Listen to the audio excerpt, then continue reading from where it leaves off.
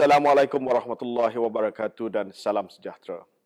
Sepanjang bulan Julai yang lepas, program imunisasi COVID-19 kebangsaan PIK telah menunjukkan kemajuan yang memberangsangkan.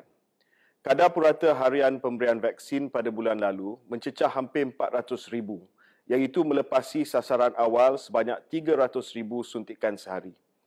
Kita juga merupakan antara negara terpantas di dunia dari sudut kadar vaksinasi harian per kapita sepanjang bulan Julai.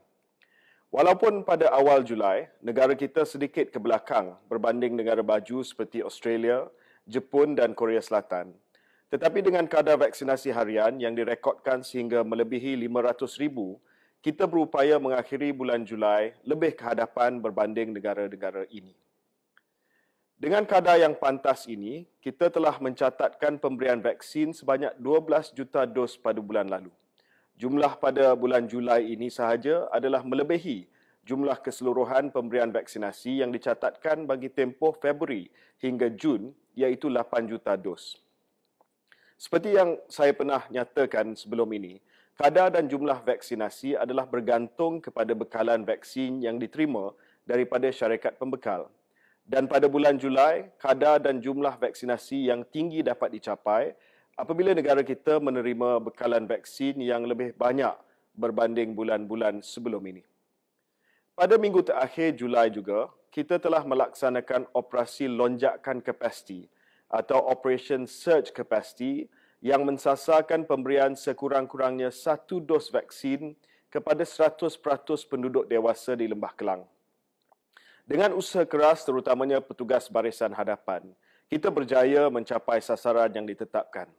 Secara puratanya, sebanyak 235,000 dos vaksin sehari telah diberikan sepanjang operasi ini berlangsung di Kuala Lumpur, Selangor dan Putrajaya. Setinggi penghargaan dan terima kasih saya ucapkan kepada semua pihak terlibat dalam menjayakan operasi ini.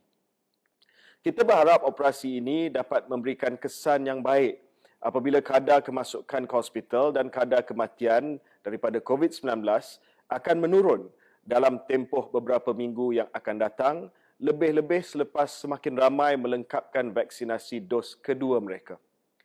Di seluruh negara juga, sudah lebih 40% populasi dewasa telah menerima vaksinasi lengkap, manakala lebih 50% populasi negara telah menerima sekurang-kurangnya 1 dos. Berdasarkan pendaftaran vaksinasi pula, 81% daripada individu yang telah mendaftar telah menerima sekurang-kurangnya 1 dos vaksin. Menerusi usaha yang sedang giat dilaksanakan, angka yang disebut ini akan terus meningkat dari sehari ke sehari. Tetapi angka yang akan terus meningkat ini bukanlah hanya sekadar angka di atas kertas sahaja.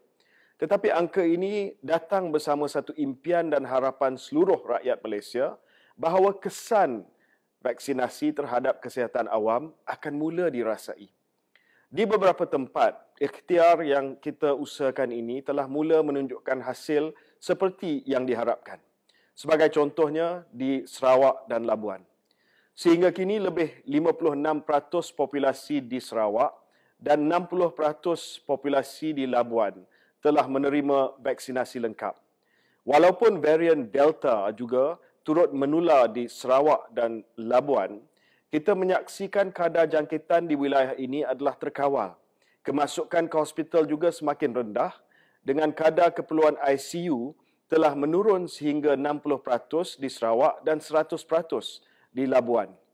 Dan lebih utama, kematian akibat COVID-19 juga turut dapat dikurangkan di kedua-dua wilayah ini.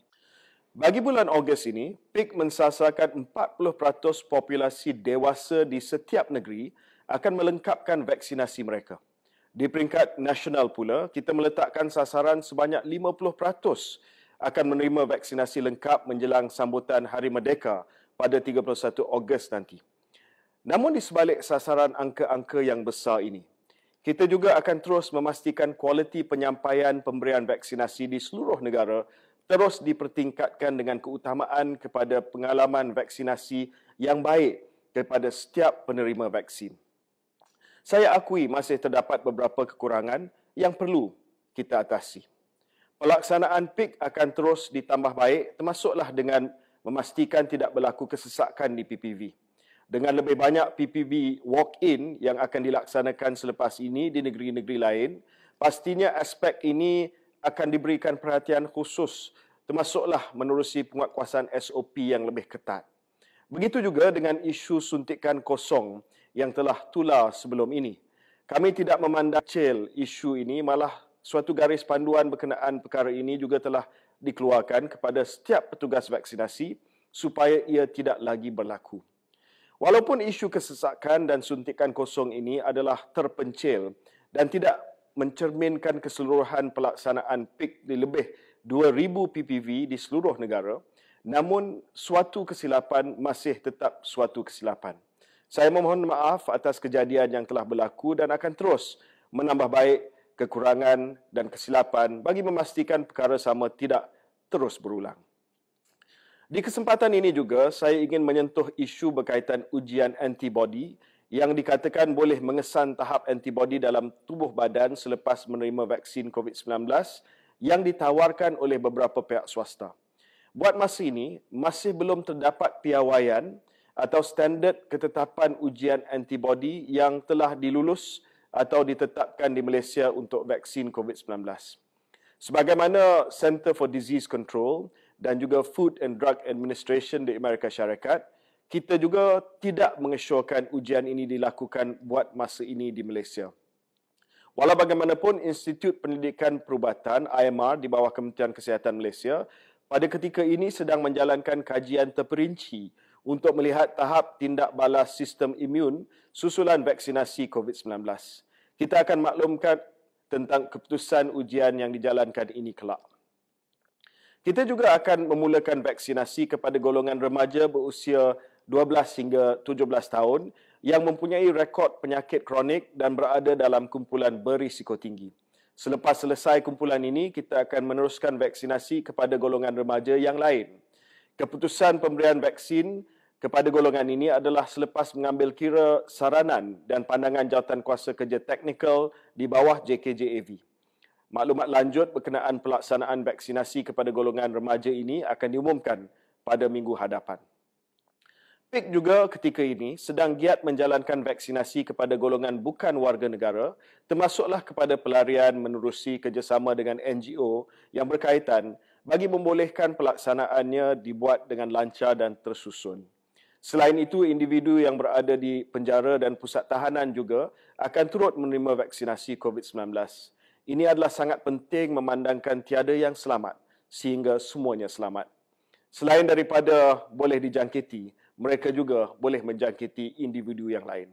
Tuan-tuan dan puan-puan sekalian, kita ketika ini berada di landasan yang tepat untuk mencapai sasaran yang kita tetapkan.